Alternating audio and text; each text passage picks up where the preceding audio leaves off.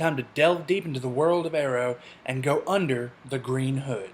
Today we're going to go into the most interesting theory I've seen pop up for a question we've all had since Comic-Con. Who is the new Dark Archer? Now obviously this is only a theory, but potential spoiler warning ahead.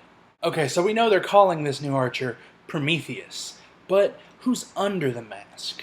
Rumor. Prometheus is actually none other than Tommy freaking Merlin. What? How? Why?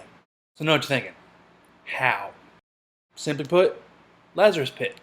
And I know, but Justin, Nyssa Al Ghul destroyed the Lazarus Pit. Yes, she did, but there's two backup theories to support this part. Number one, like in the comics, there could be multiple Lazarus Pits. It's a whole ley line thing, magic, blah blah blah blah blah, but they're there in the comics. I feel like most ways they could do it with this would be a little bit lazy writing, so I'm going to move on to the second backup theory. Malcolm already did it, and this one actually has evidence to support it in the show.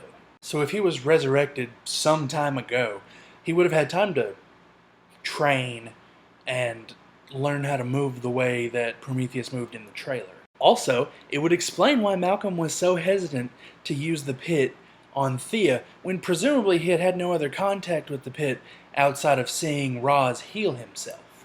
He said she won't be the same.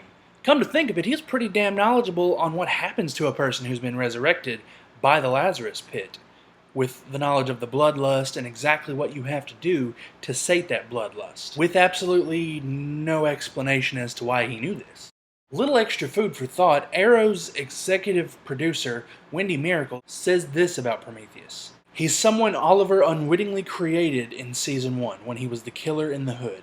This guy's going to be collateral damage who lost someone to the hood and has spent the last several years training and plotting revenge. He will be a true dark mirror to Oliver Queen. Now there are a couple of points to go against this theory. One being, Stephen Amell said that this season is going to be more grounded, taking it back to the roots. And the time between Tommy dying and Malcolm having access to the Lazarus Pit when he became the new Ra's al Ghul was at least 2 years, which would make it pretty hard to dip his recently deceased son in the pit. Unless, of course, he stole water from the pit during his time in Nanda Parbat. Tell me what you think. Does this theory hold water, or is it more full of holes than Batman v Superman starring a block of Swiss cheese? Pipe up down in the comments. Don't forget to like and subscribe to the video. That's all for this time. We'll see you back here next week. Same green time, same Arrow channel.